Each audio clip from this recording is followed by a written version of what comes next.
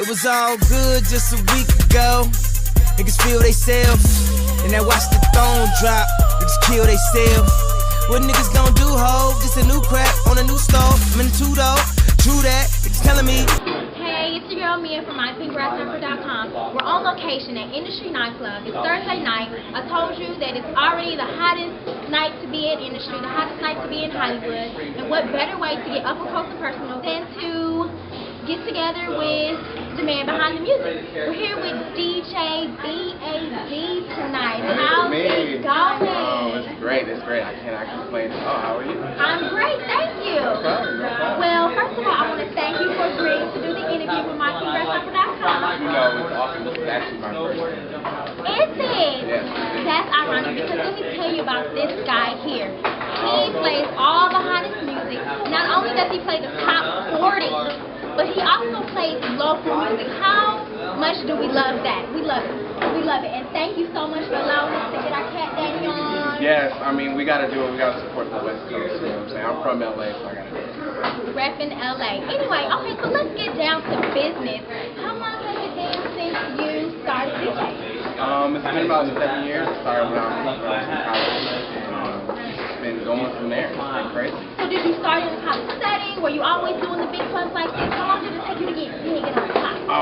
Actually, I started off promoting, and then I got the bug, and I've been probably doing big clubs. I went, from backyard boogie to doing clubs. Probably took me like 3 years to get to this level. I'm doing that. So when did you figure out you had a knack for DJing? You said you started out promoting, but how did you know that DJing was something that you wanted to do? It was pretty early on. I mean, I was spinning records in my mom's basement, since I was a kid. So I always had music. It's been 5, 6, 7, 8 years old. That is awesome. So you're one of those like big niggas like starting in the basement, working your way up. Now you're one of the hottest spots in LA right now. How do you feel to be spinning for people? Tiana Taylor's been here, Drake has been here, Eva, Marcel. I mean, how does that feel? Yeah, it's amazing. It's a blessing. I just like making people feel good, and all those compliments and all the people who keep coming through. That's just a great thing for me. Is this something that you want to do as a career? Is this something? Where do you want to take this? I love DJing, and I think I always do it. I have another business. I'm in artist management, so that's going really nice for me too. Artist management. Yeah. So are you starting with local artists? Are you starting to go to already got a buzz? How does that work now? Well, we started the management about 3 years ago. Shout out to Anthony, Gabriel, Leslie, Steve, everybody on the team. But our first client was Nas, and then we're starting to build from there. We have Nas' band Mulatto, and we just signed pop singer Casey. I mean, the artist management thing is popping right now. So I got to do that, but I'm also trying to balance my DJing. So it's going good so far. That is great to hear. Not just DJing, making moves, better moves to better your career. We love that at mypinkgrassnumber.com. So what do you do in the daytime? If you DJ at night, what is your day life like? Well, yeah, really it's just with the artist management, helping out with that. And that takes up a lot of my time, pretty much. And, people have me doing mixtapes or hosting and doing stuff like that. So it keeps me pretty busy. That is awesome. So about this DJing thing again. Because you're in, the top spots of LA, you get to bump up the shows with celebs. So you have any celeb friends? Who have you met so far? Celeb friends? I help manage Nas, so I see him constantly. Nipsey Hussle, I see the Rejects constantly, I see YG constantly, I see, pretty much every West Coast, J-Rock, Kendrick Lamar, pretty much I see those people all the time. Okay, the club, usually people get here around what time? Usually, probably around 11:30, people start rolling in. And you get here around? I get here around 9:15. So you're here a really long time. You're getting out of here about what time? 3, 4? 3 o'clock, yeah. 3, something like that? Spending all night. So how does it work too? Is there usually more than one DJ? Do you take shifts? Something like that? Usually here at Industry, I either open up or close, and Marcus Spot is with me. Shout out to Marcus Spot, crazy DJ from New York. But yeah, we take shifts. Like I go for 2 hours and somebody else might go for 2 hours, or I might go all 4 hours. You just never know, depending if people are going out of town. So as a DJ, how much music do you have on your computer? I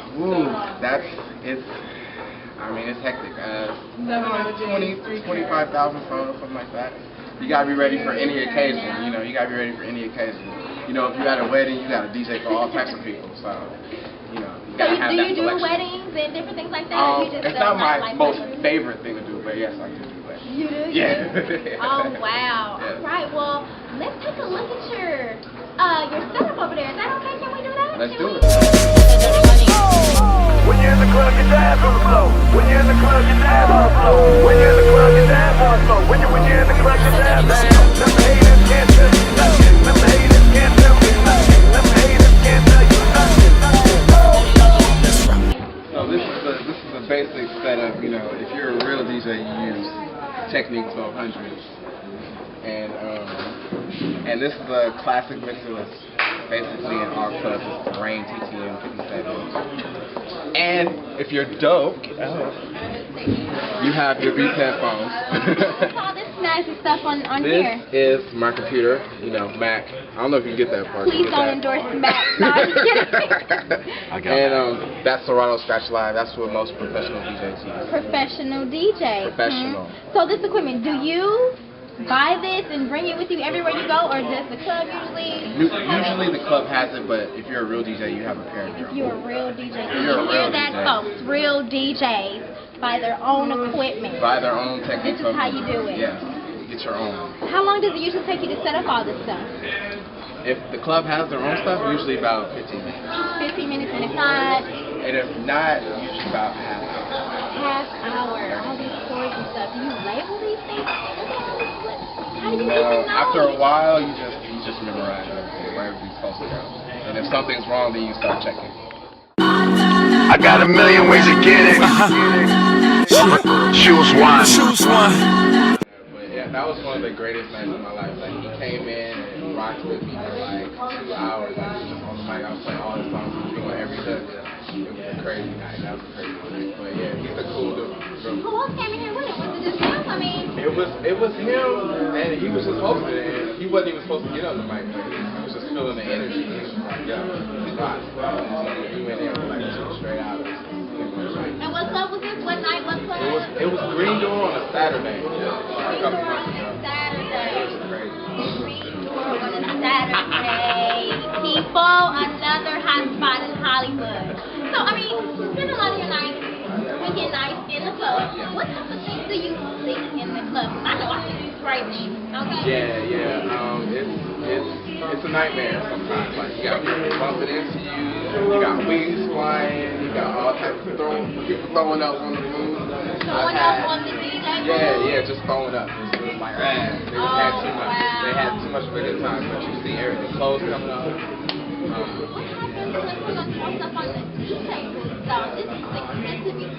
You gotta duck and you gotta protect. Duck and protect. Duck and protect. That's what I tell you. Alright, so what school did you go to? I went to UCLA. UCLA. Proud alum, baby. It's all about Cal Berkeley. Right.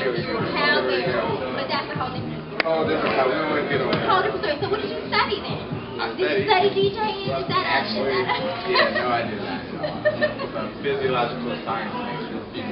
Physiological science? Yes. So at what point did you realize that you were not going to go into probably when I seen a broken bone actually on the field. That was a little terrifying. I was like, I don't think I will. Wait, so was the person like alive or something? And Oh yeah, I was on the football field and his leg kind of snapped it too, and I was just like, I couldn't do it. Oh my God! What are some of your craziest gigs? What all of you? Actually, my craziest gig was probably when I first started DJing, probably year 2, year 3. It was New Year's and I needed a gig, and my friend found me a gig, but he didn't tell me what kind of gig it was until we got there. It was actually a lesbian couple's New Year's Eve party. Let's just say it was the craziest thing I've ever experienced. Shout out to Anthony, thanks a lot. But they did keep me extra, and they did pay me more money. So. Oh, did they? Yeah, but it was Okay. crazy. They should have with the stuff I've seen. We will not disclose what happened to that part. That's for off camera.